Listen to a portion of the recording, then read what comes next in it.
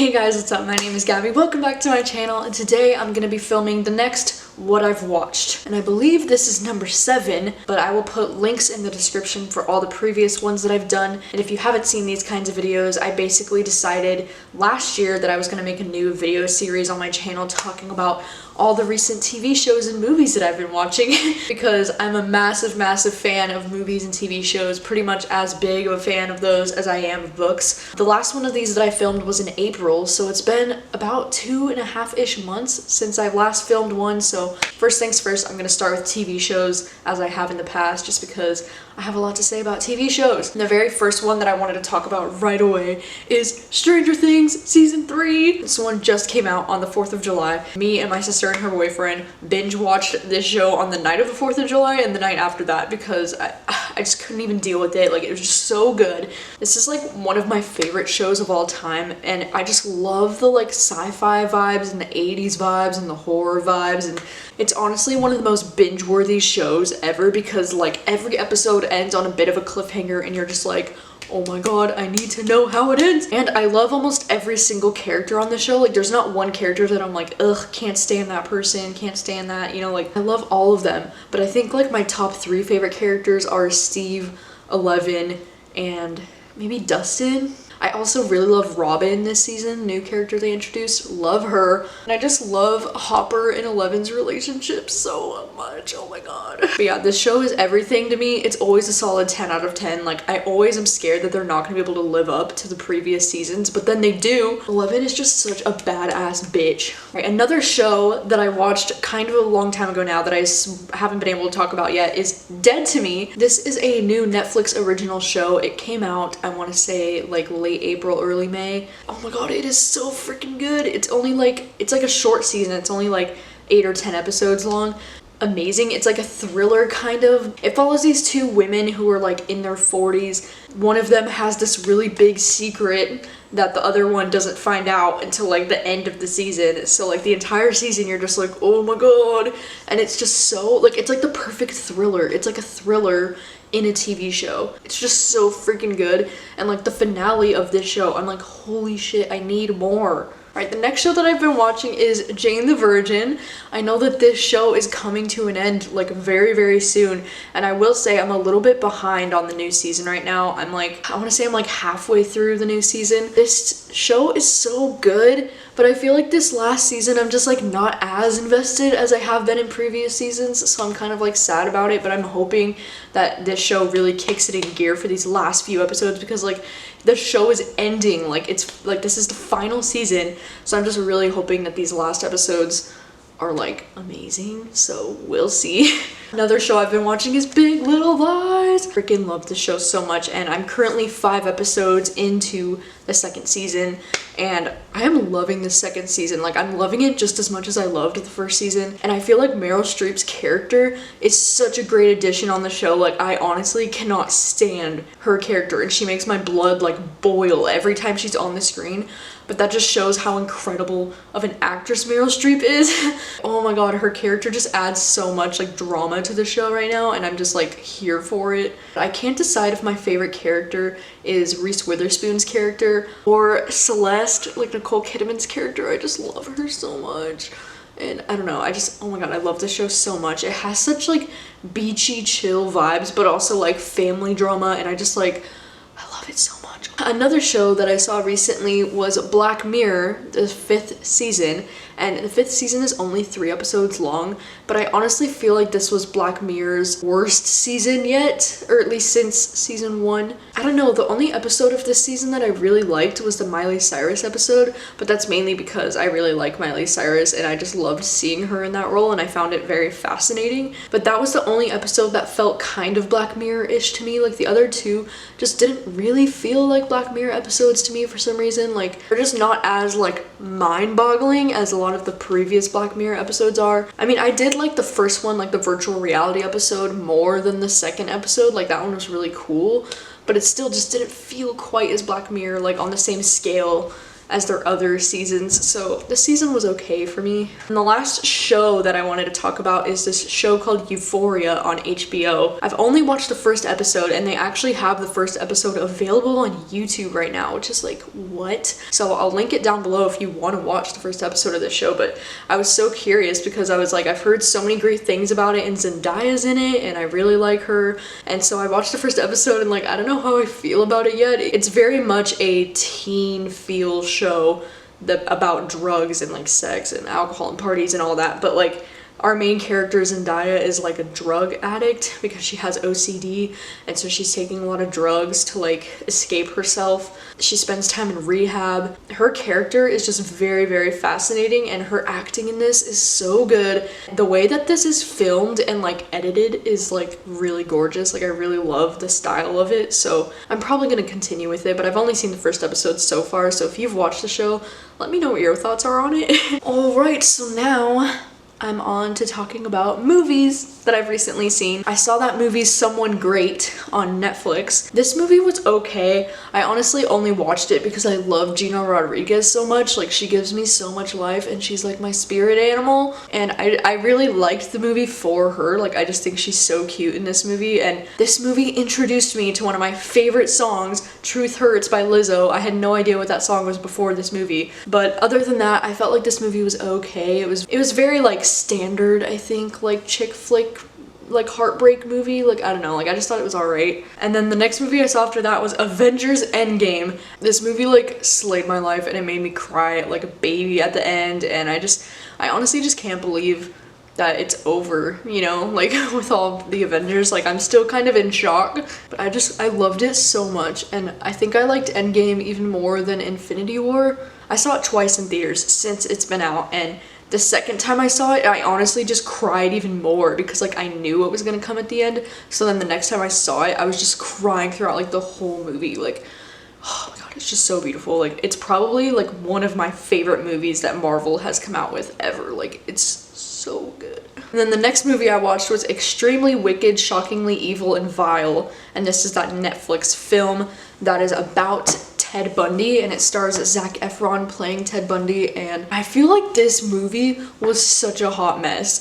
Like, I actually really enjoyed the Ted Bundy documentaries that Netflix came out with that were like documentaries about what really happened, and I learned so much because I personally didn't know anything about Ted Bundy before I watched that. This movie, oh my god, I felt like this movie didn't know what story it was trying to tell. I feel like it was confused whether it was trying to tell Ted's story or like the girlfriend's story. I understand that it's, I guess, trying to be told from the girlfriend's point of view, so it's trying to put him in a brighter light. Like, you don't really see the dark sides of him, but I feel like this is almost like bad to do because he's a real life serial killer. Like, it would be one thing if this was a fictional story, but like, because he's a real life serial killer, it just made me feel so disgusted that we're almost like glamorizing and like sugarcoating what happened, I feel like, and it just felt very wrong to me, and I just did not enjoy this movie at all. And I hate the fact that we're kind of romanticizing these serial killers.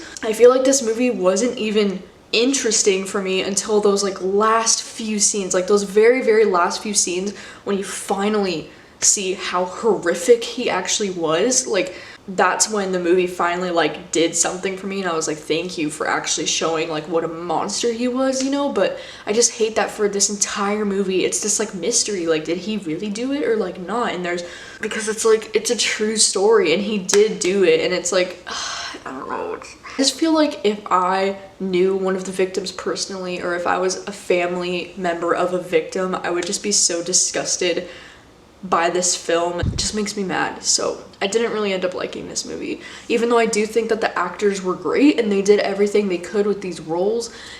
All of it just kind of felt wrong to me. It just felt like slimy and weird because it was a true story, and it just feels kind of disrespectful.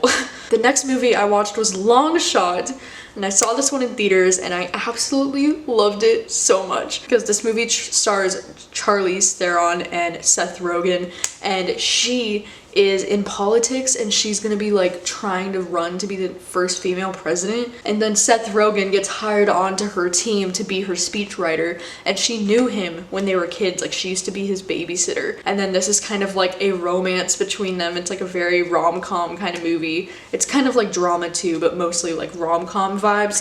This movie was so cute. And I love seeing so many more rom-coms lately where the female is like the one that's like in power, or the one with like the higher paying job, and then he's just kind of like, you know, there to support her. Like, I love this new trope that I'm seeing in rom-coms. It's freaking great and so beautiful, and it has that classic like she's out of my league trope too, which I really love.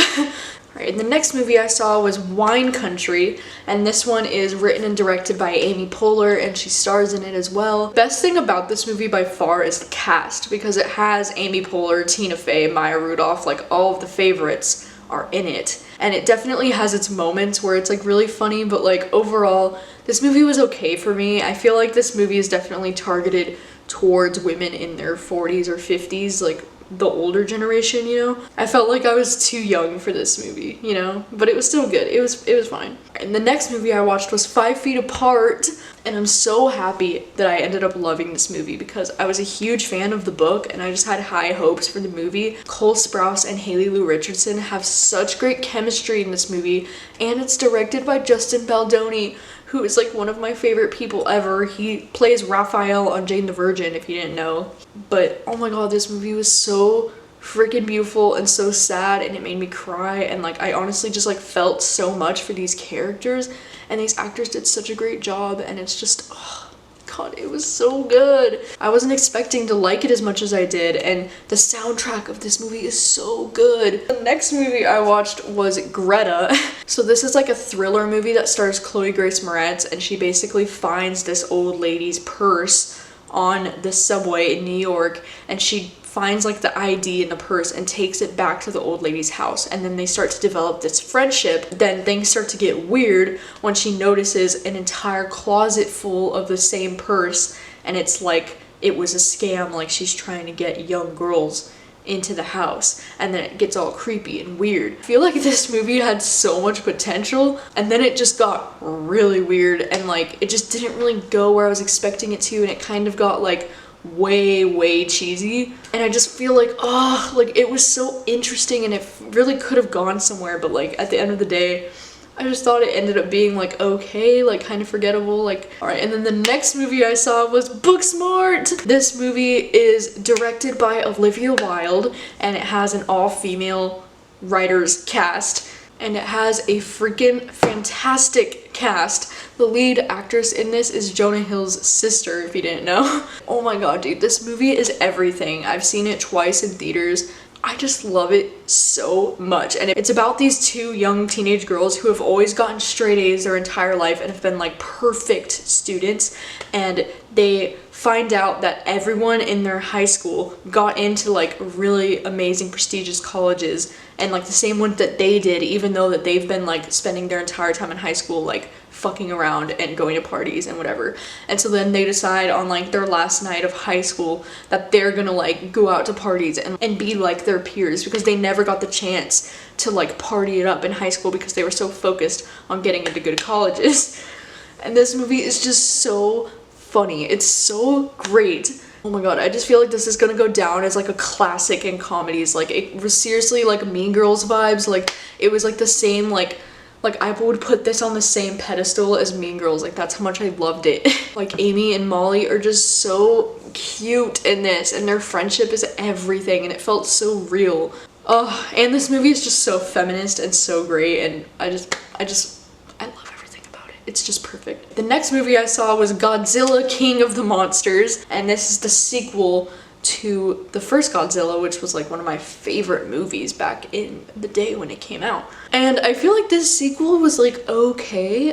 This sequel definitely had less character story. It was more like just seeing Godzilla like throw down, which is great because, you know, that's pretty much what you go to these movies to see, right? It's to see Godzilla like be Godzilla. But I do feel like this movie was a lot cheesier than the first one, like, and a lot more like melodramatic, you know? Because like I really felt like the first one, it created so much tension because like you didn't really see Godzilla for a lot of the movie, so there was like this mystery element to the first one, you know? But I feel like this one was a lot of just like scene after scene after scene of Godzilla like fighting this monster, and then like they would just disappear and then they would come back and like fight somewhere new, and like it was just a lot of like repetitiveness in this movie. I still really enjoyed it because I like to see Godzilla like throw down, and it's very exciting and it's fun to watch, you know, but I just don't think this one was quite as good as the last movie. Alright, the next one I watched was Always Be My Maybe, and this one is a new Netflix movie as well. It's like a romantic comedy,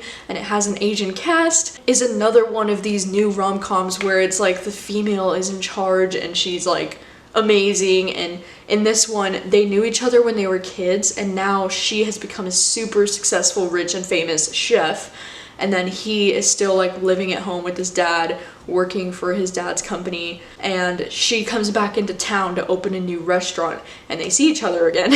This rom-com was like super cute. I don't know, I feel like at the end of the day this story was like okay, like it was a cute movie, but it was also very forgettable to me, so I don't know, I thought this movie was alright. Oh my gosh, I finally also rewatched the first John Wick. I hadn't seen John Wick since the year that it came out. I think it came out in like 2014, and I watched it that first year that it came out, but I haven't watched it again since. But I've been wanting to like get back into the John Wick series now that there's like a few movies out. So I rewatched this first one again, and oh my god, it is so good. Like it so lives up to the hype that people have created for this series. I just loved it so much, and like I feel like John Wick isn't my usual type of movie that I watch. Like I usually couldn't care less about movies that like follow hitmen and stuff. Like it's just not really something I'm interested in, but John Wick is just so good, and there's so much story there, you know, and he's such an interesting character, and I just really love this movie. So I cannot wait to watch movies 2 and 3. I haven't watched those yet, but I'm getting to them very soon, hopefully. Alright, and the next movie I watched was Toy Story 4. I saw this one in theaters as well, and this one was so freaking good, and it's like so like my childhood. Like these movies make me feel so nostalgic. Toy Story was my #1 favorite movie as a kid. Like Toy Story was my shit. Just every time I see a new Toy Story, it just like brings back all this like nostalgic feeling from my childhood, and this movie was really great. I will admit, I don't think I like this new movie as much as I liked the old movies, because like as much as I loved it, it just didn't have the same like emotional kick punch to the gut as the previous movies have. I really did love this movie though, and I loved the like scenery at this like carnival for like the majority of the movie. I thought that was really fun, and I loved the like scenery at the antique shop. I actually thought it was kind of like really creepy at sometimes and just done really well. Again, I just care for these characters so much, and like Woody is one of my favorite characters of all time. So, alright, and the last movie that I just very recently watched was Spider-Man Far From Home. I really just wanted to go see this movie for a few reasons. The main one being that Jake Gyllenhaal is my favorite actor, so seeing him in a Marvel movie was just like crazy, and I just really wanted to see him in it. And then the second reason was because I just really wanted to see the way that things played out, because this was the first MCU movie coming out after Endgame. So I just really wanted to see how the Marvel Cinematic Universe was dealing with the things that happened at the end of Endgame. As much as I love Spider-Man, the character, I just am not a huge fan of Tom Holland, which I know is like unpopular, but I actually ended up really enjoying this movie a lot. As much as it like kills me to say, I think Jake Gyllenhaal is actually my least favorite part of this movie. His character got a little bit cheesy and over the top and just kind of like but yeah, I guess I was just surprised that my favorite parts of this movie ended up being the Peter Parker scenes, like with Zendaya and like with his classmates on this trip. And I guess it just surprised me because this is like a superhero movie, but it didn't feel quite as like much of a superhero movie as the other Spider-Man movies have. Like this definitely felt more like Peter Parker and him like trying to figure out his relationship with MJ, and it was just cute. It was cute. Those are all of the movies and TV shows that I've been watching lately. I have been watching The Bachelorette, but I didn't include it on this list because I didn't want to talk about anything that's like reality TV in this list, because I mainly like talking about the fictional stories that I've been watching. But on that note, I have been watching The Bachelorette and I'm really enjoying it because I really like Hannah, the Bachelorette. I think she's like really down to earth and she's probably like one of the most real people that have ever been on the show. So I'm really enjoying her season, and I really like most of the guys on the show besides Luke P. But I know that now she's in like Hometowns week and it's down to like the final 4. It's just crazy and I'm not sure who she's gonna end up with. I'm thinking it's either gonna be Tyler or Peter. Hopefully it's not Luke P. Like, oh my god. And I'm really hoping for the next Bachelor, I'm hoping it's Tyler if she doesn't end up picking Tyler, or I'm hoping it's gonna be Mike, because Mike is a beautiful angel of a man. Let me know what your thoughts are on any of these TV shows or movies that I've been watching. Do you agree or disagree? Thank you guys so much for watching as always, and I will see you guys soon with a new video.